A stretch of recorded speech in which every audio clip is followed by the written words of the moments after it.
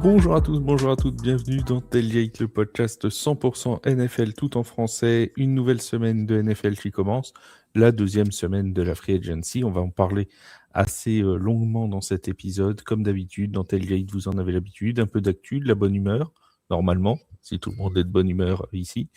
On a trois de mes collaborateurs, trois de mes amis qui sont là avec moi aujourd'hui. On va parler, je vais vous donner le thème juste après et le détailler un petit peu, de la Free Agency et notamment de la crise de la trentaine de certains des joueurs qui vont aller ailleurs ou rester dans leur équipe. On va parler de ces choix qui ont été faits depuis le début de la Free Agency par ces joueurs trentenaires. En parlant de trentenaires, bon Yaya, comment ça va? Oh, si j'étais T'as trentenaire. vu, Non. c'est gentil, hein. C'est Ah gentil. oui. Je suis Et bon. je n'ai pas d'argent à te donner. Bonjour à tous. Bonjour à On en est tous. tous là, j'ai l'impression. Oui, mais alors, me faire de la lèche comme ça, hein. Bon. C'est bien fait. Alors que on sait tous que tu as un compte OnlyFans où tu vends des photos de tes pieds.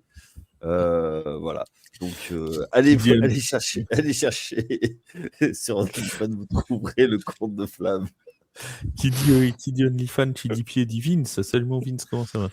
Oh là, la transition est toute trouvée, mais bonjour à tous, bonjour à toutes, surtout à toutes, bien sûr, puisqu'on parle de pied. Non, ça va Pardon, ça va. attends, excuse-moi, pardon Vince. Bonjour l'élu de la République, comment allez-vous? Ah oui. Je l'attendais, celle-là. Eh bien oui. Et oui, voilà, encore une nouvelle corde à mon arc. Sachez que si vous vous en prenez à moi maintenant, vous vous en prenez à un élu de la République. C'est la Donc, seule corde qu'il a sur l'arc, hein, je vous le dis. et c'est la seule corde de l'arc, et Dieu sait qu'elle est usée. Et Dieu sait que la démocratie qui m'a permis d'être élu c'était une élection très très difficile, hein, forcément. Non, mais on va parler des trentenaires. Tout ça parce qu'il n'y a plus de Effectivement. panachage. Alors, le panachage est Ah bah oui, interdit c'est bon. maintenant. Parce que pour les plus jeunes, avant, on pouvait rayer le nom pour les communes de moins de 3500 habitants. Voilà pourquoi il s'est présenté, notre ami Vince. Oui. Beaucoup une free agency qui a commencé sur des chapeaux de roue avec énormément de choses à voir et à dire. Donc, très curieux de partager ça avec vous. Mon Bertrand est là aussi. Ils ont les chapeaux, vive la Bretagne. Oui, bah, c'est bien, moi Bertrand est là aussi, salut mon Bertrand, comment ça va? Oui, bonsoir à tous. Je vais expliquer aux auditeurs et que je suis bien désolé, mais j'ai une connexion qui lag un peu, donc on va avoir quelques décalages éventuellement. Je suis franchement navré. Je fais un peu comme Vince, je vous explique aussi les conditions du direct et ce qui peut se passer autour et ce qui peut perturber, n'est-ce pas? Écoute, ça va bien. Bonjour à toi, bonjour à Flav, bonjour à Vince également, bonjour aux auditeurs. On est à 4 aujourd'hui, pourtant on va parler de 3 joueurs bien spécifiques, 3 trentenaires. Nous aussi, on a passé la trentaine, mais on est toujours frais. J'espère qu'eux aussi vont être frais. Comme on n'a pas récupéré Seb encore, on s'est dit qu'on allait donner la même connexion à Bertrand pour que ça vous dépayse pas trop au niveau des écoutes. Tu vois, comme ça, on s'est dit, hop, Bertrand va récupérer la connexion de Seb. Comme ça, les gens, ils se diront pas, ah, mais non, c'est pas possible. Ouais. Il y a un podcast Tailgate sans lag. Il faut- C'est pas...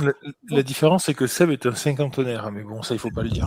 Oh, mais t'es affreux. Putain, Non, mais ça t'es taille, hein. affreux. Mais alors toi, alors, t'as de la chance d'être loin. Hein. Ouais. T'as de la chance. Ouais. Je suis élu de la République, tu ne peux plus m'attaquer. Alors Mais écoute, quelle commune a fait cette bêtise? J'aimerais bien le savoir, franchement. Dénoncez-les. enfin, il y en a quelques-uns qui ont été en prison. On ne citera pas de nom, hein, mais attention, ce n'est pas une immunité présidentielle Tout à fait. ou diplomatique. Ça vous embête pas si on fait un podcast foutuesse plutôt que municipal 2026 ça vous fait rien? On peut y aller peut-être. On va commencer par le sujet, l'un des sujets qui a fait les gros titres et les choux gras de toute la presse football américain sur la semaine dernière, à savoir, qu'est-ce qui te fait rire? Pourquoi tu rigoles, toi, déjà? C'est C'est chou choux gras. gras? C'est Oui. chou gras, ça te fait rire, ok. Oui. Ah, Bon, je vous préviens aujourd'hui avec Kaya, il en faut peu pour le faire rire. Je sais pas pourquoi, mais bon, c'est Que comme lui, ça. il parce pense que aux moi, il m'en chouquettes faut- et qu'il n'a pas mangé. Il est il m'en balou. faut peu pour être heureux. Tout à fait balou. Donc, les Ravens qui choisissent finalement Trey Hendrickson. On va rappeler rapidement le contexte et puis après Yaya va nous donner son sentiment sur l'affaire. On rappelle que la semaine dernière, quand on a fait le podcast, au moment où on l'a fait, Max Crosby devait arriver chez les Ravens. On en avait même parlé dans le podcast de la semaine dernière, que vous pouvez réécouter. Alors, cette partie-là sert plus à grand-chose parce qu'il ira jamais chez les Ravens. Mais ça, c'est un autre débat pour un autre jour. En tout cas, Max Crosby devait arriver chez les Ravens en échange de 2 premiers tours de draft. Ça, c'était le deal tel qu'il était en place. Sauf que, oui, mais voilà, le deal est toujours selon la visite médicale. Sauf que les Ravens ont décidé pendant la visite médicale de mettre fin au trade et d'aller chercher quelques heures plus tard Trent Rickson. J'ai bien résumé la situation, moi, Yaya ? Oui, tout à fait. Des petits soucis au niveau de la blessure qu'avait Max Crosby au niveau du genou gauche, du ménisque, des fissures au niveau du ménisque. Donc, Alors, oui. Oui, non, j'allais dire, il y a 2 théories. Il y a ceux, et c'est la théorie officielle, emmenée par le GM, notamment des Baltimore Ravens, Eric D'Acosta, qui dit bon, bah voilà, ça nous a brisé le cœur de devoir annuler le trade de Max Crosby, c'est terrible, mais avec sa blessure, même si l'IRM était OK, visiblement, à long terme, ça pouvait poser des problèmes, etc. Ça, c'était la version officielle. D'autres ont dit, c'est quand même, le timing est quand même bizarre. Ils annulent le trade de Max Crosby. Quelques heures plus tard, ils signent Trent Hendrickson. Du coup, de fait, ils gardent leur choix de draft. Et en plus, ils vont le payer moins cher que Max Crosby. On va dire que c'était une blessure qui tombait bien. C'est quoi ton sentiment, toi, là-dessus ? Je pense que la signature de Trent Hendrickson était déjà dans les bacs, enfin, dans les tuyaux, pardon. Donc, du coup, moi, je pense qu'il voulait faire les deux. Il voulait avoir les deux. Parce que on n'a jamais trop de passe cher. Oui. Mais c'était une bonne occasion. Et après, ils se sont dit, bon, finalement, on a peut-être pas. Enfin, je pense que Max Crosby aurait été full en bonne santé. Il n'y aurait pas eu de soucis. Je pense qu'ils auraient. Alors, ils auraient peut-être pu essayer de négocier à la baisse Trent Hendrickson. Mais voilà, je pense que. On sait comment c'est le business. Et oui, il y a une petite théorie du complot. Bon, après, il y a un effet d'aubaine. Je pense qu'il y a un peu la vérité, on la saura jamais. Non, de toute façon, c'est ce que j'allais te dire. Là, c'est de la pure spéculation parce qu'il y en a qui disent oui, c'est sûr que c'est une blessure diplomatique. Dans les faits, les preuves, on les aura jamais. Hein, qu'on soit bien d'accord, on saura jamais Il n'y a pas le secret médical aux États-Unis comme il y a en France, mais dans nos visites médicales comme ça, les gars, et puis il y a juste une chose, c'est que il y a le côté club. Il y a le côté assurance. Il y a un club qui prend une assurance. Je pense qu'il y a peut-être l'assurance qui a dit moi, je l'assure pas pour cette blessure, tout ça. Et le club a mis en stand-by à cause de ça. On oublie aussi certains aspects financiers comme ça. Dans les contrats, il y a aussi des clauses et il y a des assurances qui rentrent en ligne de compte. Donc, je pense qu'il ne faut pas le négliger. Mais après, du coup, la valeur de Max Crosby sur le marché chute. De fait, oui. Et qui va vouloir maintenant mettre deux premiers tours ? Personne ne mettra 2 premiers tours, ça c'est certain. Voilà. Alors, si je peux me permettre, c'est pas forcément que je pense que la valeur intrinsèque du joueur, si on parle du fait que potentiellement, en fait, il n'y a pas vraiment de problème de santé, mais que ils se sont servis de ça pour négocier le contrat. Mais même en fait, en parlant, même si en fait tu te dis la valeur intrinsèque du joueur, elle change pas, personne va vouloir mettre 2 premiers tours parce que les Raiders ne sont plus en position de force. Ils ont fait le choix de dire il est tradable, et en plus de ça, ils ne l'ont pas tradé, et donc personne ne va remettre 2 premiers tours alors que les Raiders sont dans une position de faiblesse. Clairement, à la limite, il va pouvoir valoir un premier tour, et encore même pas sûr, mais là, les Raiders se retrouvent vraiment perdants dans cette affaire. Bon, Bertrand. Oui, et en plus de ça, alors il dit d'après le propos de Vince, qui voudra mettre de premier tour ? Mais là, la question ne se posera même plus. Parce qu'au final, qu'est-ce qui va se passer ? Il a fait une déclaration récemment pour sauver un peu la face aussi, Max Crosby, par rapport à tout ça, en disant je suis un Raider, de toute façon je vais rester, je vais donner le meilleur de moi-même, etc., etc. Donc au final, il va rester à Las Vegas.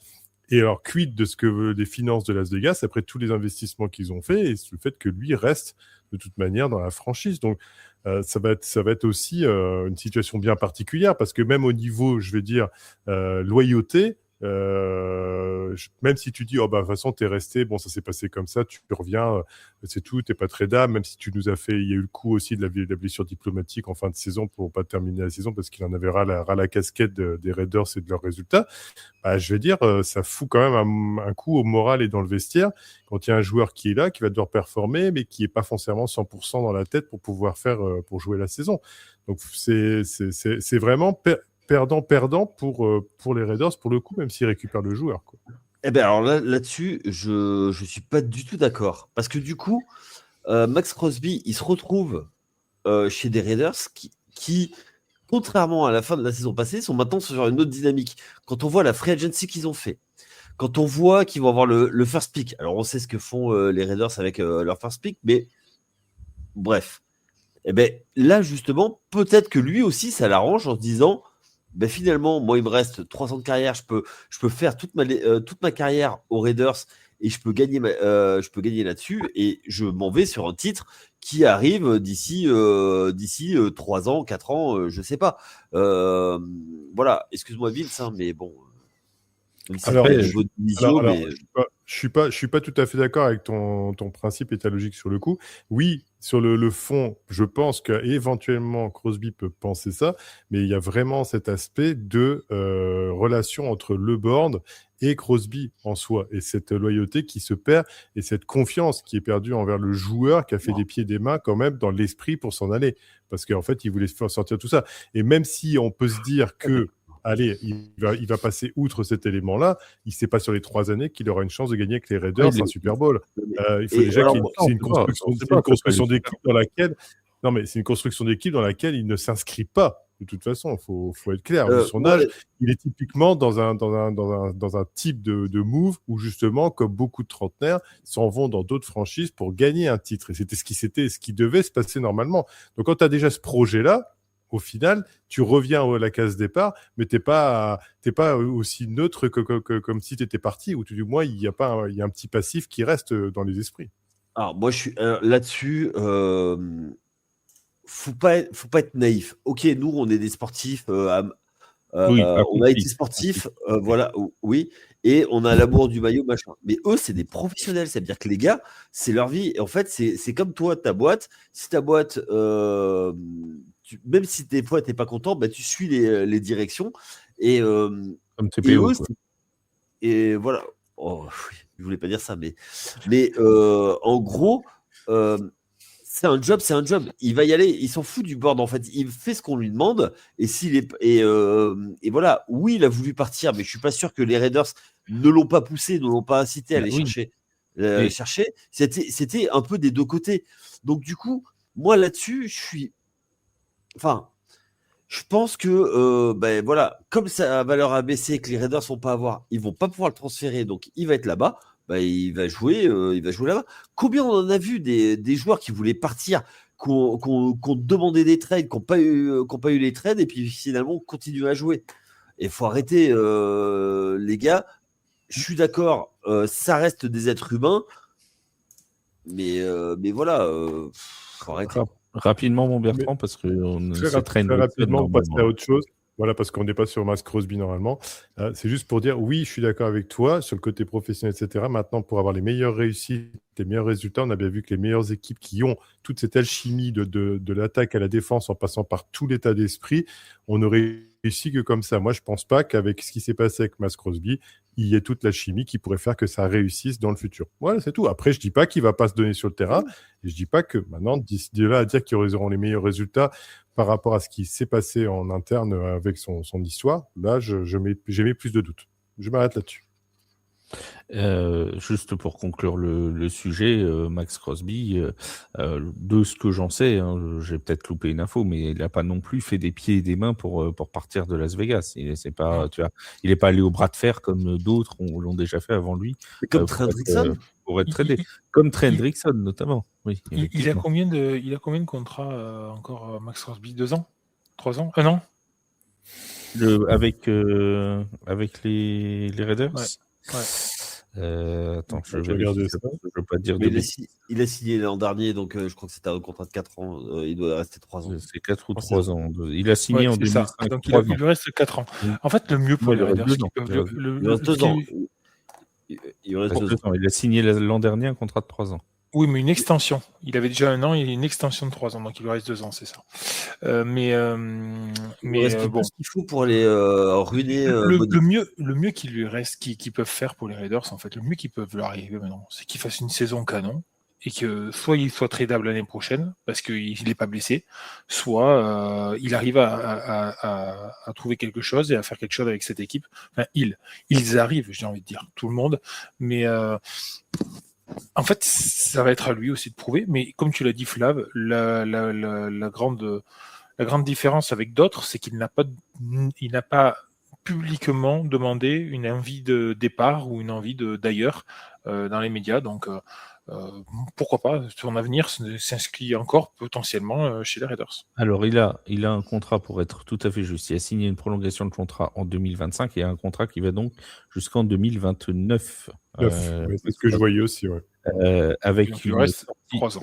Donc, il lui reste 4 ans même. 2026, 2027, 2028, 2029. Il sera free agent en 2030. Avec une potentielle sortie de contrat en 2028. Voilà. Et un potentiel out en 2028 où il n'y aura même plus de dead cap pour les Raiders à ce moment-là. C'est ça. Voilà. Donc, il y a 4 ans potentiellement encore avec Max Crosby, ce qui laisse le temps largement de renouveler l'équipe. Là, avec un nouveau QB, il y a eu des apports quand même à cette free agency là pour les Raiders. Qui va savoir si dans 1 ou 2 ans, il va pas y avoir une dynamique positive qui va se lancer du côté de Las Vegas. Mais revenons-en à Trey Hendrickson, puisque c'était normalement le sujet premier, parce que ce non-trade de Max Crosby a nécessairement incité les Ravens. Alors on va jouer les gens naïfs, on va dire qu'ils n'étaient pas au courant et qu'ils ont annulé le trade et qu'ils ont refait leur marché. Et ils sont allés chercher qui ? Eh bien, Trey Hendrickson, précisément. Trey Hendrickson qui connaît très bien l'AFC Nord, puisqu'après avoir joué avec les Saints de la Nouvelle-Orléans en NFC Sud, il était ces dernières saisons chez les Cincinnati Bengals du côté de l'AFC Nord. Donc, il connaît parfaitement cette division. Il arrive chez les rivaux. Est-ce que ça peut être pour toi, Vince, une force de déjà connaître la division quand tu vas jouer avec les Ravens ? Alors, je pense pas. Je pense pas parce que un supplément d'âme pour taper Joe Burrow ? Il aura certainement une petite envie de revanche. Il y aura peut-être, ça fera des gros titres quoi qu'il arrive. Ça m'étonnerait même pas que la NFL planifie ça en première semaine, tu vois, au niveau du calendrier. Un Ravens Bengal, ça m'étonnerait même pas. Mais non, il y aura une rivalité encore peut-être un petit peu plus exacerbée entre les deux équipes. Il n'y a pas de rivalité. Mais voilà, c'est ce que j'allais dire. Il y a pas de rivalité, les Bengals. Mais il y a des rivalités avec personne. Avec quoi ? Avec les Browns, peut-être. Et encore, c'est pour savoir qui va être le plus nul des deux, quoi. Non, c'est ce que j'allais dire. C'est-à-dire que même la rivalité, il n'y en a pas tant que ça. En fait, c'est un poste de défenseur. Défenseur D-end en plus, c'est vraiment beaucoup plus un poste où on n'a pas forcément besoin de connaître complètement les autres. On a envie de taper sur des QB, d'accord, ça c'est une chose. Maintenant, à mon avis, quand tu es joueur pro comme ça, tu as envie de taper sur le QB, que tu sois chez les Ravens, chez les Bengals, chez les Broncos, chez les Giants ou chez qui que ce soit. Ouais, alors, donc, juste une chose, même l'offensive line des Bengals veut frapper son quarterback, parce que vu comment il laisse passer tout le monde. Bref, donc tout ça pour dire que je pense pas que ça soit vraiment une grosse force, le fait qu'ils connaissent la division. Ce qui est sûr, c'est que ça va donner de l'eau au moulin de la NFL, qui va faire des articles, qui va beaucoup communiquer là-dessus, ça d'accord. Mais je vois pas. Pour moi, c'est un trade d'une star d'une équipe qui est en perdition ces dernières années et qui a du mal à se reconstruire, qui a du mal à se développer, vers une équipe qui peut potentiellement jouer quelque chose, qui déjà l'année dernière devait jouer quelque chose, qui ne l'a pas fait et qui se donne les moyens cette année pour essayer d'y aller et d'atteindre leur fin. Donc, c'est une équipe qui est en reconstruction, les Ravens, changement de coach, changement donc une nouvelle star qui arrive, tout ça. On borde ce côté-là du terrain de manière très intéressante parce qu'effectivement, il ne donne pas énormément en contrepartie et surtout, ça ne coûte pas super cher par rapport à un Crosby. Donc, non, c'est un très bon move de la part des Ravens et moi, je trouve que leur intersaison pour le moment, elle est pleine de bon sens, pleine d'intérêt et je suis très, très, très impatient de les suivre l'année prochaine. Il a dit intersaison. Bravo, Oui. Vince. Mais oui, Bravo, mais Vince, depuis, je me suis calmé, je te dis. oui, je trouve que t'es meilleur pendant l'intersaison que pendant la saison. Est-ce que l'orthophoniste a fait des efforts et a réussi à ramener le flamélique en famélique et les flatulences en... Il habite chez moi, donc ça va. Sur les F, il a réussi à faire quelque chose sur les F parce que c'était Attends, on s'arrête sur cette info. Comment c'est, il habite chez toi? Bah, j'en ai tellement besoin qu'il habite chez moi maintenant. Ah d'accord, je croyais que madame était orthophoniste. J'allais dire. Non. Alors là, ça aurait été le orthophoniste de l'année, tu vois. Ça aurait été là, tu vois, on pouvait pas faire mieux comme truc. Alors là, c'était l'info du il faut absolument qu'il fasse un gros travail sur Quinchon Jenkins. Tu lui dis. Non, mais j'ai abandonné ça. Il y a des choses que je ne dirais pas. On revient à Trendrickson. Vince parlait, mon Bertrand, il y a quelques secondes du prix de Trendrickson, parce que ça aussi, c'est forcément quelque chose qui a fait couler de l'encre. Évidemment, Trendrickson est nettement moins cher que Max Crosby. Max Crosby, c'est aux alentours de 35 millions par an. Trendrickson sera aux alentours, lui, de 28 millions en moyenne annuelle. C'est un contrat de 4 ans, 112 millions, dont 60 millions pleinement garantis. Forcément, c'est moins cher. Pour donner un étiage, Trendrickson, aujourd'hui, c'est le 11e edge rusher le mieux payé de la ligue, derrière des joueurs comme Brian Burns, par exemple, derrière des joueurs évidemment, comme Max Crosby, comme TJ Watt, comme tout ça. C'est le 11e. Miles Garrett, il est même pas dans le top 10, Trendrickson. Est-ce que Aidan Hutchinson aussi, est-ce que pour toi, mon Bertrand, c'est vraiment la très bonne opération des Ravens, c'est sur ce côté financier? Pour le coup, oui, parce que comme l'a dit Vince, on fait un apport d'un joueur qui est quand même, si on prend intrinsèquement les performances et les notations de performance du joueur que font, par exemple, je vais citer mes sources pour Football Focus à propos de ce qu'il fait sur le terrain. C'est quand même le joueur qui, pour le coup, a fait une notation au niveau du pass rush de 90 pour Football Focus notation sur ces 3 dernières saisons, et avec un pass rush win rate au niveau du taux on va dire, du pass rush gagnant de 20%, alors que la plupart des joueurs des Ravens sont sur une note, on va dire, sur le pass rush win rate de 12,9%. Donc oui, c'est un apport qui, avec Roquan Smith, avec j'ai oublié son nom, mais ça va me revenir. Le dernier joueur qu'ils ont drafté, Mike Green, au niveau de ces éléments-là, qui va pouvoir accentuer et puis donner les plus grosses craintes au niveau des autres équipes à ce niveau-là. Quid de Matt Dubuquet, parce qu'il a une très très grosse blessure, on ne sait même pas pour le coup s'il va pouvoir reprendre un jour sa carrière normalement un peu au niveau du coup, a priori. Donc ça aussi, je veux dire, si lui est absent pendant encore une longue période, l'arrivée de Trendrickson permet aussi à cette équipe de ne pas perdre, je veux dire, en puissance de feu pour mettre la pression sur les quarterbacks adverses. Donc oui, c'était la signature attendue. De toute façon, ils se sont rabattus du moment que ça a capoté avec Max Crosby. Et pour le coup, ça les fait toujours être dans la peau des contenders pour aller très loin en playoff, surtout tant que Lamar Jackson est là. Maintenant, je vais dire, oui, ils se sont renforcés en défense.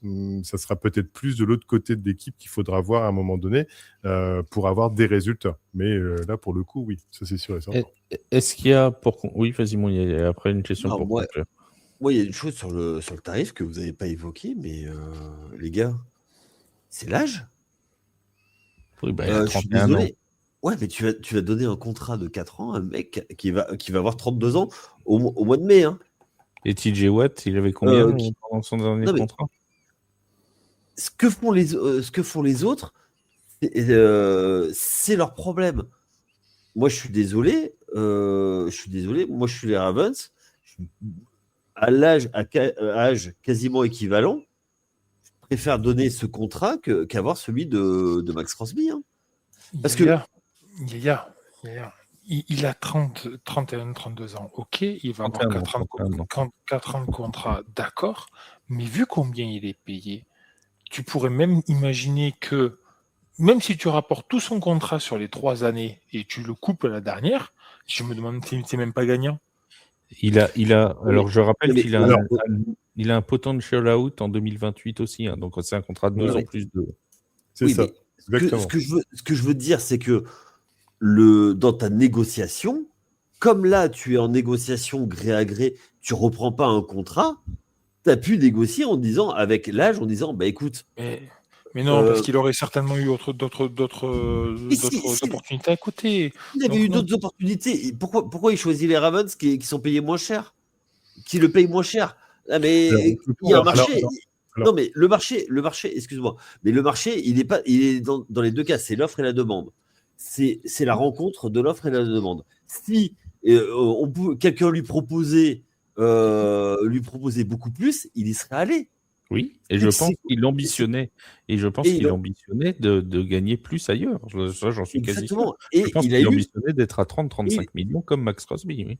Exactement. Et sauf que, vu son âge, et on sait très bien que les rushers au-delà de 30 ans, ça commence, c'est plus pareil, c'est plus la même explosivité.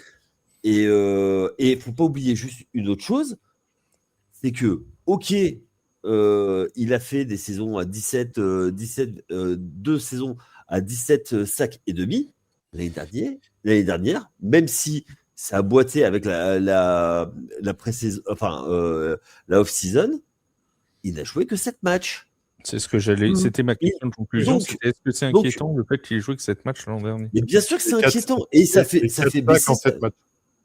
Oui, et ça fait baisser sa valeur. C'est ça qui a fait baisser sa valeur. Et les gars, moi je veux bien, mais si on reste que sur le CV du gars, ok, bah, il mérite plus. Mais c'était avant. Là, l'année dernière, c'était quasiment une saison blanche. Et comment on retrouve le rythme, surtout à cet âge-là, face à des dragsters qui aujourd'hui, je pense qu'il n'a pas eu d'opportunité d'avoir plus.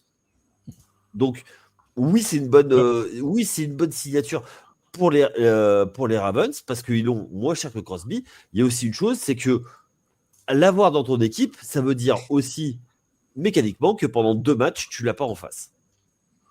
Ça, c'est sûr. Et oui. Bertrand, tu voulais dire quelque chose?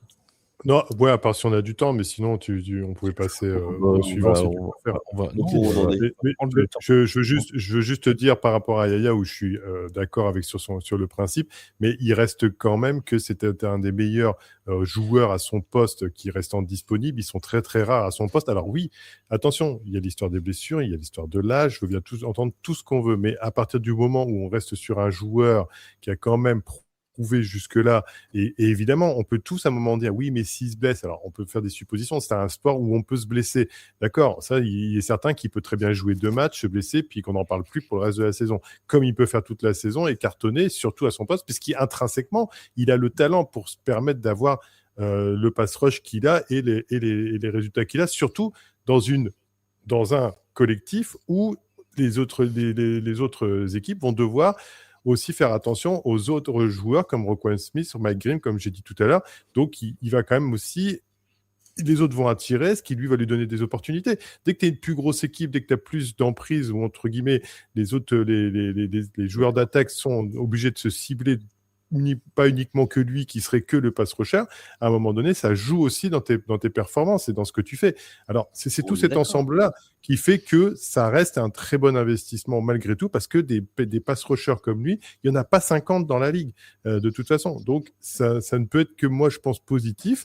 Voilà, quid après de ce qui va se passer, comme tu as dit, vis-à-vis de son âge et l'éventualité pour lui de peut-être se blesser. Mais bon, ce qu'on n'espère pas pour les Ravens, puisque ce sera un investissement pour le coup dommageable. On passe aussi à un autre et on va forcément parler chiffres et contrats avec ce nouveau cas, c'est celui de Mike Evans, qui décide donc, après 12 saisons passées chez les Tampa Bay Buccaneers, de tourner la page et d'aller chez les San Francisco 49ers. Alors là, on n'est pas sur un rival direct de division, bien que ça reste dans la même conférence. Ils pourraient croiser en playoff les Buccaneers dans les prochaines années, si tant est que les Buccaneers y soient et les 49ers aussi. On a cette fois un choix d'un trentenaire qui a décidé de tourner la page. 12 ans, je l'ai dit, passé chez les Tampa Bay Buccaneers. Il a presque tout connu. Il a surtout connu le succès avec Tampa Bay. On rappelle qu'il a quand même fait 11 saisons de suite à plus de milliards. La saison dernière, forcément, il n'a pas réussi puisqu'il a été blessé. Est-ce que pour toi, Yaya, c'était le moment de tourner la page pour Mike Evans? Est-ce que ce choix de quitter quelque part sa sécurité de sa situation, parce qu'il avait une certaine sécurité du côté de Tampa Bay, il avait une stature, il avait presque une statue devant le stade. Est-ce que c'est le bon choix? Je sais pas. En fait, le problème, c'est est-ce que Tampa Bay voulait le garder? Est-ce que Tampa Bay lui a fait une proposition qui lui plaisait? Si c'était le cas, faire toute sa carrière avec le même maillot, ça reste quand même un accomplissement, tu vois. Moi, je pense à un autre receveur tout de suite, Larry Fitzgerald, qui a fait toute sa carrière aux Cardinals, les Cardinals, quoi, tu vois. Et il les a mis sur la carte. Lui, il a gagné avec les Bucks. Il part du côté de San Francisco, une équipe où il va pouvoir apporter des choses, hein, mais on sait que, par exemple, tu vois, du côté de Tampa Bay, Brock Purdy avait dit « Moi, je re-signe que si vous re-signez Mike Evans ». Il avait mis sa signature dans la balance. Baker Mayfield. Baker Mayfield, j'ai dit quoi? Brock Purdy. Oh, pardon, oui, excusez-moi. C'est le nouveau Brock Purdy, c'est son nouveau QB. Donc oui, excusez-moi, pardon, excusez-moi. Je me mélange, on est tard.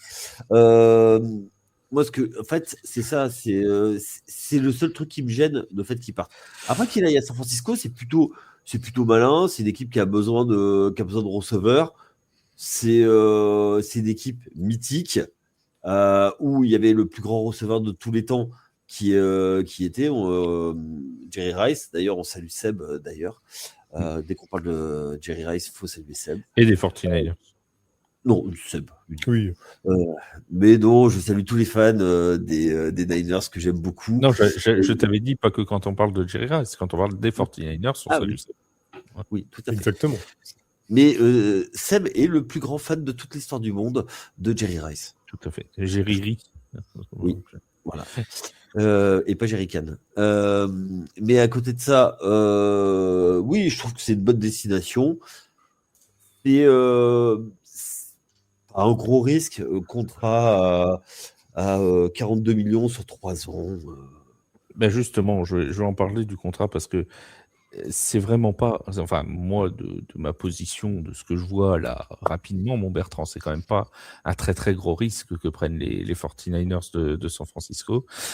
Tu l'as dit, hein, Yaya, c'est un contrat donc sur 3 ans à 42 500 000 euros. Ça fait 14 000 dollars, pardon, 14 millions en gros, un peu plus de 14 millions annuels, 14 millions 166. Ça place Mike Evans comme le 21e receveur le mieux payé de la NFL. 21e rang, juste devant des joueurs comme Khalil Shakir, Rashad Bateman, Darius Slayton ou Jalen Naylor. C'est quand même pas cher payé pour les 49ers. C'est pas un très gros risque quand même. Ah non, c'est pas un très gros risque du tout, parce que pour le coup, en plus, sur l'impact sur le cap cette année, il sera que de 4 millions, et après, c'est progressif pour après en 2029, mais d'ici là, ce qui ne sera pas coupé ou autre, puisqu'après, c'est pareil, l'impact sur la dead money au fur et à mesure des années ou en pré-juin, 1er juin, pardon, c'est pareil, c'est quand même dégressif. Donc oui, non, c'est sur le tarif, c'est pas du tout farfelu. Pour le coup, on a une équipe des 49ers qui est toujours compétitive, passant les années avec le style Kyle Shanahan. On a aussi un joueur qui avait déjà fait ses preuves, comme l'a dit Yaya, chez les Buccaneers, avec même déjà une victoire. Lui se relance dans un nouveau challenge aussi dans sa vie, en se disant qu'il arrive sur un âge comme on va dire les gens, les citoyens lambda dans sa vie de tous les jours, qui se lancent dans un nouveau challenge, passer la quarantaine. Bon là, c'est des mecs à partir d'une trentaine d'années. Voilà, il avait fait toute sa carrière aux Buccaneers.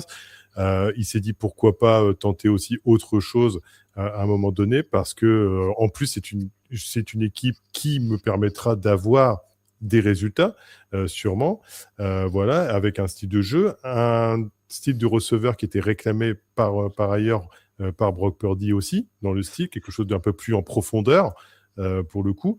Et voilà, c'est tout un ensemble qui fait que non seulement c'est un joueur qui avait donc, quand il était chez les Buccaneers, 13 milliards de réceptions, 108 touchdowns, il récupère une menace profonde qui faisait un peu défaut parce que c'était justement que Jauan Jennings qui avait un peu ce rôle de receveur de troisième down à un moment donné, où il faut peut-être faire une passe un peu plus longue. Et entre justement Jennings qui est free agent, qui sera sur le départ, Kittle qui se remet de son tendon d'Achille, sa grave blessure au tendon d'Achille, ou qui jouera pas également. Je pense que non, je le vois trop beau tout de suite, en fait, c'est pour ça. Qui jouera sûrement pas. Brandon Ayuk, le divorce. Pardon ? On l'aime bien, Georges. Ouais. Pour ça, on a envie de le voir jouer. Brandon Ayuk et le divorce consumé qui est mis en place, voilà, ça va commencer à me manquer de cible, et c'est une cible qui vient se rajouter. Le seul point, c'est de savoir que l'adaptation de Mike Evans au niveau du style de jeu proposé par Shanahan et développé, qui cherche surtout, qui est très dans athlétique, rapide et des yards after catch, et a priori, on va dire, Mike Evans, sur les yards after catch, n'a pas plutôt été dégressif au niveau des années que ce qu'il y a. Donc, voilà, il l'utilisera principalement sur la menace profonde, comme j'ai dit tout à l'heure, mais de toute façon, quoi qu'il arrive, quoi qu'il se passe, et s'il reste en bonne forme, s'il ne fait pas comme les autres joueurs des 49ers, et qu'il n'y a pas le syndrome de la blessure, et qu'il reste en bonne santé, eh ben, c'est un ajout très, très intéressant. Quoi qu'il arrive, mon Vince, mais on va quand même parler blessure, parce que ce bon Mike Evans, c'est 14 matchs en 2024, donc il a manqué 3 rencontres en 2024 sur une blessure, et il en a manqué 9 la saison dernière. Il n'a joué que 8 matchs la saison dernière, seulement 368 yards en réception. Quand on connaît en plus le passif de blessure chez les San Francisco 49ers, est-ce que finalement, c'est pas ajouter du risque au risque ? Justement, il va là-bas parce qu'il sait que là-bas, les kinés sont bons. Ils sont entraînés à soigner des blessures, donc il n'y a pas de problème. Voyons, qu'est-ce qui pourrait se passer, dirait Seb, d'ailleurs, notamment. Phrase que je tire que je prends de Seb. Non, tu as complètement raison. Mais en fait, le cas se rapproche un peu de Trey Hendrickson. L'année dernière, il était blessé aussi. Il se fait trader. On le bouge. Alors, c'est des blessures un peu différentes quand même. Attention, il y a des blessures qui sont plus diplomatiques que d'autres. On dira qu'en tout cas, il y a eu 2 blessures l'année dernière, ça c'est sûr. Mike Evans sortait d'une série folle de saisons à plus de milliards, et l'année dernière forcément il n'a pas pu y arriver à le dépasser. Je pense qu'il a envie de dépasser, il y a encore une personne à dépasser sur le total de saisons à plus de milliards, non, il me semble, et c'est justement Jerry Rice. Donc il intéresse le veto et a joué quelques saisons encore, hein. Il lui en manque que 2, non? C'est pas que 2 qui lui manquent? Je me trompe? Je vérifie. Parce que si c'est que 2, ça serait beau qu'il le fasse du côté des Niners. Maintenant, on sait que Purdy avait il lui manquait un receveur un peu de la trempe de Mike Evans, de la stature, qui avait un peu ce genre de profil.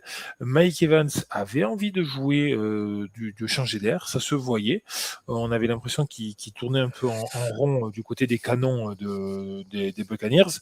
Et donc, ce changement-là ne peut lui faire que du bien, j'ai l'impression. Il n'en reste pas moins que c'est un receveur qui a 32 ans maintenant, qui a beaucoup d'expérience, qui va avoir apporté beaucoup d'expérience aussi à ce groupe. On l'a vu cette année, ce groupe-là, il leur a pas manqué grand-chose non plus pour aller performer et pour franchir encore un peu plus. Cette division, elle est hyper relevée. Il va se frotter au meilleur directement. Donc, c'est un fit pour le moment que je trouve plutôt intéressant, assez recherché de chaque côté, bien calculé.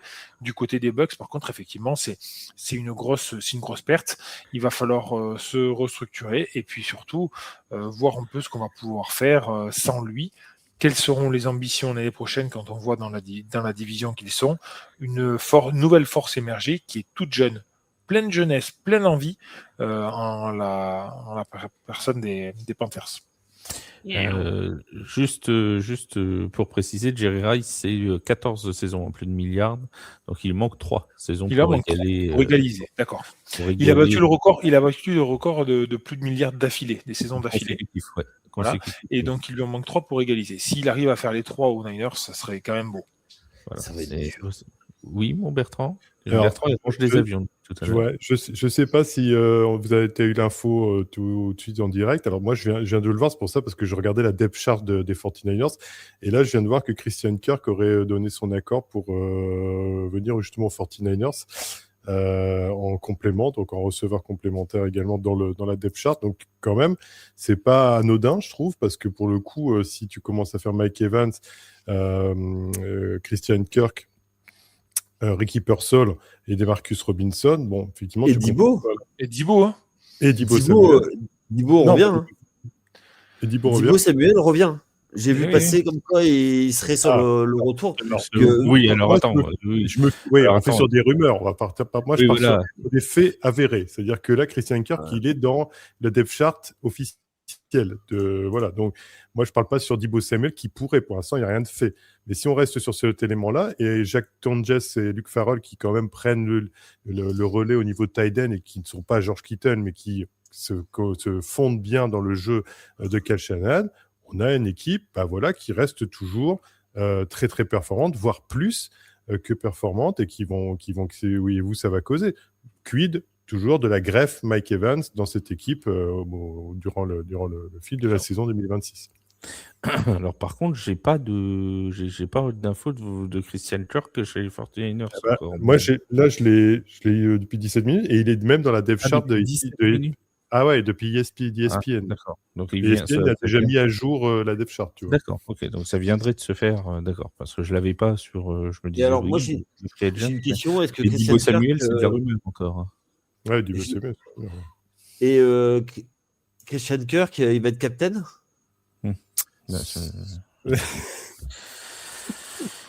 C'est dur. C'est dur. Là, c'est violent. Là, je lutte. Voilà. Est-ce qu'il a des cousins? Non. Pas de cousins. Aïe, comme tu dis. C'est gentil. Ah oui, c'était pas mal. On passe à Travis, les amis. On passe à Travis Kelce. Il fait pas cette tête. C'est pas parce qu'il va se marier avec la personne que tu trouves le plus beau, la plus belle au monde. Non.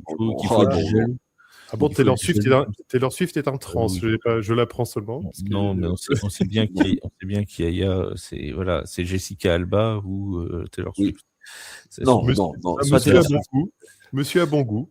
Non, pas Taylor Swift. Non. C'est son dada. Bref, Travis Kelce qui choisit donc, lui, de rester. C'est un choix d'un trentenaire, mais différent, parce que lui, il part pas. Mike Evans a dit, bon, allez, au bout d'11 saisons, c'est terminé. Travis Kelce, alors, il n'a jamais été trop question que Travis Kelce quitte les Chiefs de Kansas City. La question, c'était plutôt, est-ce qu'il va prendre sa retraite ou est-ce qu'il va continuer? C'était plutôt ça le sujet. Finalement, il a décidé, Vince, je vais te faire parler en premier parce que c'est ta division, il a décidé de rempiler avec les Kansas City Chiefs.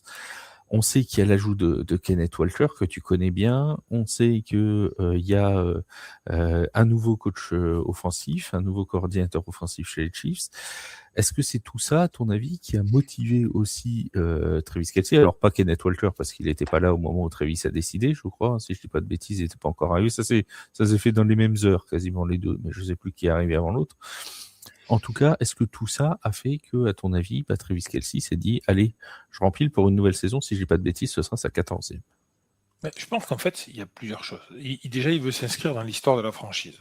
Là, je pense que maintenant, il est inscrit dans l'histoire de sa franchise, hein. Il n'y a pas de problème. Il a eu des gros moments avec cette franchise. Il a réussi à gagner des trophées. Il n'y a pas de souci. Rester l'homme d'une franchise, je pense que ça peut être aussi un des souhaits dans sa carrière. Et puis, est-ce que à son âge, à son moment de sa carrière, t'as pas aussi envie de stabilité? Le défi qu'on lui propose de revenir au plus haut niveau dans sa franchise avec le QB qu'il connaît et avec qui il a fait toutes ses classes, ça peut être un beau défi, ça peut être quelque chose de très intéressant, de très important pour lui. Et ça peut lui permettre aussi de revenir dans des conditions, justement, en maîtrisant tout cet environnement qu'il connaît très bien, sans aller se perdre dans un endroit et repartir de zéro. Donc là, il a grosso modo déjà les fans dans la poche, puisque même s'il sort d'une saison un petit peu plus décevante, comment, en tant que fan de Kansas City, on pourrait en vouloir à un gars qui vous a fait tant gagner et qui a porté l'attaque en même temps que Patrick Mahomes, forcément, hein, mais ils ont porté un peu l'attaque à deux pendant un moment. Donc, non, moi je trouve que c'est un très bon move de sa part. Je trouve que c'est très bien d'essayer de faire ça. De mémoire, il signe, mais pas non plus hyper haut. Si je dis 12 pas de millions. bêtises. 12 millions Voilà. de. Donc, C'est le dixième contrat tight end en moyenne salariale par an. Il est dixième donc dans les étiages d'Evan Engram à peu près. Donc voilà, quand tu compares, excuse-moi, mais Travis Kelce, quoi. Donc non, je trouve que c'est une très bonne chose. Moi, je suis très content de le voir rester à Kansas City. J'ai envie de le voir performer de nouveau. Alors, sous réserve qu'il ne passe pas devant les Broncos chéris, mais sinon, j'ai envie de le voir performer parce que je trouve que c'est quelque chose qui match, quelque chose qui marche. Et puis on va parler quand même des Titans à Kansas City, hein. Il y en a un à aller détrôner qui est pour moi encore un peu au-dessus de Travis Kelce, même s'il a gagné moins de titres, voire qu'il n'en a pas gagné du tout. Mais forcément, la légitimité des Titans à Kansas City va se jouer s'il arrive à faire toute sa carrière là-bas. En fin de carrière, on regardera et on comparera forcément les deux. On le sait du côté des Broncos, par exemple, je vais parler des Broncos que je connais bien, mais même si Manning a fait une superbe deuxième partie de carrière du côté des Broncos, John Elway reste pour beaucoup de supporters des Broncos et quasiment pour la plupart, le QB historique de la franchise, puisqu'il a fait toutes ses classes à Denver, donc forcément, ça reste. Que Travis Kelce fasse ça et qu'il ait cette ambition-là, je trouve ça très bien et très intéressant pour la NFL. 984 yards, 5 TD, c'était en 2023. 823 yards et 3 TD en 2024, 851 yards et 5 touchdowns, c'était en 2025. Est-ce que, mon cher Yaya, il n'était pas le temps de tourner la page pour Travis Kelce et de raccrocher les crampons? Est-ce qu'en d'autres termes, est-ce qu'il a encore de l'essence dans le moteur?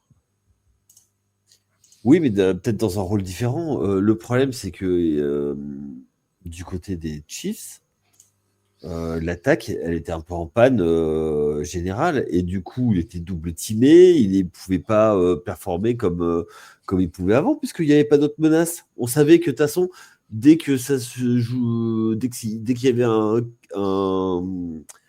must catch, c'était pour lui. Il n'y avait personne d'autre. Donc, et pas de jeu au sol, rien. Donc peut-être que là, avec l'arrivée de Kenneth Walker, des cibles en plus au niveau des receveurs, pourquoi pas faire une saison de plus, et que peut-être pas il soit pas l'option numéro 1, mais derrière un joueur en soutien et qui baisse un petit peu dans la hiérarchie. Moi, je pense que c'est plus l'entourage qui est problématique et qui a été problématique. Et surtout, moi, depuis que Bignemi était parti, l'attaque était moins bonne. Et maintenant, il revient. Donc, c'est peut-être ça aussi. Je crois que c'était une motivation pour Travis Kelce. Oui, Kelce. parce qu'il sait le mettre en valeur, lui. Et puis qu'il va trouver un système pour pouvoir faire en sorte que il soit mis en valeur, mais qu'à certains moments. Et il vieillit, il peut plus être le go-to guy comme il était avant. Mais voilà, après, on peut pas, excuse-moi, on peut pas empêcher un gars à qui on propose un contrat de continuer. Il a envie de jouer. Et puis, il faut pas oublier non plus que il y a son frère qui a pris sa retraite il y a quelque temps et qui dit régulièrement dans les podcasts qu'ils font ensemble que ça lui manque le jeu. Donc, après, tu te retrouves à la retraite. Marié. Ouais. En plus. Voilà, non, mais en fait, Ouais, ce que je veux dire, c'est que tant que pas toutes les mauvaises nouvelles dans la même année, quoi. C'est ça que tu es en train de me dire. Non, mais faut tant que tu peux y aller, ben vas-y, quoi. Et il a raison. Après, après, je vais pas dire 3 fois la même chose, quoi. Mais après, c'est un totem. Hein. C'est un totem du côté des Chiefs. Ouais. Alors, ça s'appelle radoter, Yaya, quand on dit 3 fois la même chose. Mais il ne radote pas, bon, il était parfait. Pourquoi tu ne radotais pas? Non, mais non, c'est parce qu'il dit je vais pas dire 3 fois les mêmes choses. Donc Oui, c'est pour ça ben que non, il les a pas dit 3 fois. Et toi, mon Bertrand, c'est quoi ton regard là-dessus? Est-ce que Travis Kelce fait bien de continuer ou est-ce que t'as pas peur que, comme d'autres, bien avant lui, et les exemples sont nombreux et bien trop nombreux pour que ça tienne en 1 heure d'émission, il ne fasse pas l'année de trop? Alors, Yaya l'a très bien dit justement auparavant, au niveau de la complémentarité dans le jeu, il va sûrement avoir un rôle différent. Le retour de Bieniemy va lui permettre aussi de se resituer, il l'a très bien dit, donc ça c'est vraiment juste en complément. Pour moi, non, ça ne sera pas l'année de trop parce qu'il est dans un poste, justement, et avec une équipe et un talent qu'il avait déjà intrinsèque, où au final, il a quand même toujours eu des saisons quand même très intéressantes. Alors, si on prend au plus fort de sa carrière à plus de 1000 milliards à la réception, etc. Mais en fait, il oscille toujours entre 1000, même s'il a baissé après, et 800 et 900. Enfin, ça reste toujours des belles performances pour un tight end. Noah Gray va se partager le jeu avec lui, l'autre tight end, pour justement, à un moment donné, avoir des moments où il sera soulagé. Faut nuancer un peu Gray. Oui, parce qu'il y a souvent 50 nuances, mais il y a des fois, il va falloir quand même nuancer un peu. Il va falloir le calmer dans ses ardeurs. Tout à fait. Sinon, au niveau de ses ardeurs, de vouloir prendre le poste, de prendre la place de Travis Kelce. Quand il est chaud, voilà, fais attention. Ne sors pas le fouet tout de suite, tu ne prendras pas sa place tout de suite. Donc, il a eu 12 saisons à plus de 800 yards. Pour un tight end, c'était exceptionnel. Et puis aussi, dans cette signature des Chiefs, ce qu'il faut voir également, c'est qu'ils se sont, ça j'ai pu voir les quelques infos, ils se sont mis d'accord avec lui ou alors c'est plutôt Travis Kelce qui s'est mis d'accord avec les Chiefs pour une porte de sortie je crois chaque année s'il voulait partir en retraite. Enfin voilà, même là si c'est sur un an, mais il peut rejouer s'il veut. Enfin, il y a tout un système un peu spécifique qu'il a dû avoir, je veux dire, du fait de sa longévité, de son histoire avec l'équipe. Et au final, même l'impact sur le cap space de cette année de 4 millions de dollars neufs. Donc au final, voilà, tout a été fait d'une certaine manière pour que tout le monde soit gagnant-gagnant. Et puis, je ne pense pas que ce soit l'année de trop parce qu'ils ont de l'orgueil. Ils ont eu une année compliquée l'année dernière et ils vont sûrement vouloir redorer le blason avec la même équipe parce qu'on va avoir les mêmes receveurs, Rashee Rice, Tyquan Thornton, Xavier Worthy et donc tout cet ensemble-là. On va avoir Tyreek Hill en plus. Non. Ça serait peut-être. Il n'y a rien d'impossible, mais bon, j'ai du mal à le voir. Je pense que Andy Reid, il part sur des paris. Là, il est juste une petite aparté. Il est parti sur le pari Emery Demercado, le deuxième running back qui va jouer doublure de Kenneth Walker, enfin où il va se battre pour la place de 1.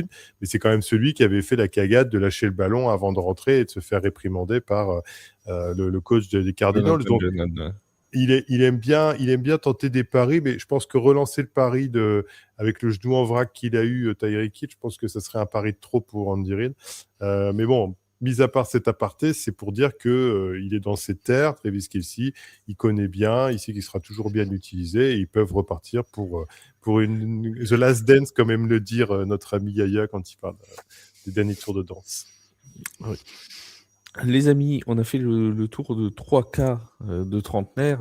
Trey Hendrickson qui choisit donc de signer pour un rival de division, même si Yaya va me dire que le mot rival est trop fort. Pourquoi non, mais il n'y a pas de Bengals. C'est toi qui m'as dit ça tout à l'heure. Je ne fais que non, j'ai juste dit que les Bengals, il y avait des rivalités avec personne parce que non. C'est bien pour ça que je te dis que tu vas me dire que le mot rival est trop fort. Par contre, j'affirme et je confirme avec la vidéo que n'a fait Nathieu, que l'on salue, récemment, à propos des Bengals et justement des moments difficiles que Joe Burrow devrait subir. Je pense que oui, effectivement, on peut dire que ça va être un viol collectif que va subir sûrement Joe Burrow tout au long de l'année, parce qu'il y a quand même pas mal de pass rushers en AFC Nord, et à mon avis, ça va piquer. Hein. Ouais, mais attends, TJ Watt est pas sûr de rester. Pendant que tu parles de Nathieu, j'en profite pour le saluer parce que c'est lui qui gentiment fait tous les montages pour les petits extraits de podcast que vous avez sur les réseaux sociaux. Donc un grand merci à Nathieu, je lui découpe les trucs et c'est lui qui fait tout le montage pour que ce soit clé en main et qu'on ait juste à le poster. Donc encore un grand merci à notre ami Nathieu qui viendra bientôt. Vous savez ce que j'ai appris dans une quarantaine d'émissions, c'est la 500e de Tailgate. Ah. On va faire une émission spéciale. On va faire une grande fête pour la 500e. Je ne sais pas quand ça va tomber, mais ça va être dans l'été. Écoute, ça va être dans l'été. Ouais, non, mais attends, et si ça pouvait tomber dans un week-end où les Musketeers jouent. Bah alors là, on fait une 500e en live. Voilà. Et alors là, il y a un monsieur qui sera tout nu, hein, mais on ne dira pas qui. C'est pas vite. En tout cas, j'allais poser une dernière question dont je disais Trey Hendrickson qui choisit d'aller chez un rival de division, Mike Evans qui choisit lui d'aller complètement dans une autre équipe, et Travis Kelce qui reste dans son équipe. Si tu devais choisir une de ces décisions, pour toi, Yaya, qui a pris la meilleure décision? Alors évidemment, c'est de la fiction, hein, puisque c'est avant le début de la saison. L'un des trois? Bah oui, forcément. Les trois ou en général rester rival ou... La question était claire quand même. L'un des trois. Tu choisis l'un des trois, celui qui pour toi a pris la meilleure décision. Est-ce que rester ou partir, c'est quoi ta décision? Comme disait David Charvet, should I stay or should I go? D'accord, non, c'était les Clash. Non, pour moi, c'est Travis Kelce, c'est le moins risqué des moves. D'accord, toi tu n'aimes pas le risque, tu prends le moins risqué. Ah non, mais j'ai pas dit pour moi, mais pour eux. Pour moi, non. Je serais moi, j'aurais signé aux Giants. Mais bon. Voilà. Ça c'est très risqué comme pari. Mon Bertrand. Pour Travis Kelce, trop facile d'avoir fait ça. Pour Trey Hendrickson, j'aime pas trop l'aspect je suis un rival de division. J'aime bien le move de Mike Evans pour se relancer dans un nouveau challenge. Donc Mike Evans. Et mon Vince. Eh bien, écoute, tu as trois consultants qui pensent trois choses différentes parce que moi, j'adore, du point de vue joueur, le move de Trey Hendrickson, justement. Oui, mais ça va, il en fallait bien une. Le move de Trey Hendrickson pour aller chez un rival de division, en plus, justement, je trouve que c'est couillu, hein, de manière de le dire. Donc, j'aime beaucoup ça, et du côté même sportif, je trouve que c'est un énorme intérêt pour lui. Il a tout à y gagner là-bas. Ça n'a rien à voir avec un choix à la Myles Garrett de l'année dernière. Est-ce que, juste une question, Vice, est-ce que tu écorches les noms des autres conseillers municipaux quand tu vas être en session ou ceux que tu... Écoute, j'écorche même le nom de ma femme. Alors, ça va, alors là, mon point, on en est. Bon, il a peut-être pas de Hendrickson ou Judkins dans son conseil municipal, c'est peut-être déjà ça l'avantage. Mais bon, les amis, en tout cas, on aura bien. Merci Vince, ça nous a fait finir sur une note joyeuse ce podcast, c'est toujours sympathique.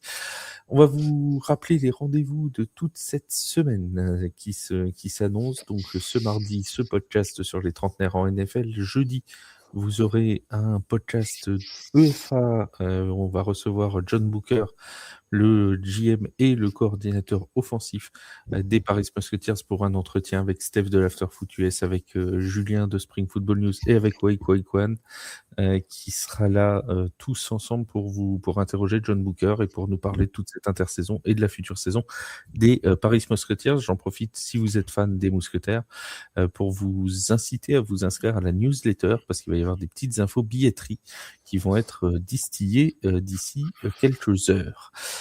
Ensuite, samedi, il y aura le Tailgate Flashback. C'est un nouveau rendez-vous pour vous plonger dans l'histoire de la NFL, des podcasts très courts d'une dizaine de minutes qui reviendront sur des petites histoires, ou la petite ou la grande histoire de la NFL. Et on commencera par la folle histoire de Kurt Warner, un quarterback pas vraiment comme les autres, mais on en parlera, ce sera samedi et mardi prochain, toujours en NFL. On parlera cette fois des quarterbacks qui ont changé pendant la free agency.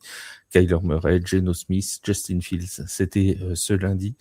Les Steelers qui n'ont toujours pas de quarterback désigné pour l'instant pour le début de la saison prochaine. Bref, on parlera de tout ça et du grand carrousel des quarterbacks la semaine prochaine. N'oubliez pas aussi d'aller écouter le podcast N1 du basket de l'NBA avec Yaya et Chris qui ont fait leur retour ce lundi. Le podcast First Pitch aussi pour la MLB et l'Afterfoot US dans laquelle je serai mercredi pour la D1. Voilà, je pense que j'ai été complet sur les rendez-vous. N'oubliez pas de nous suivre aussi sur les réseaux sociaux, Instagram et X, le podcast Tailgate. Merci mon Bertrand, merci mon Vince, merci mon Yaya d'avoir été avec moi.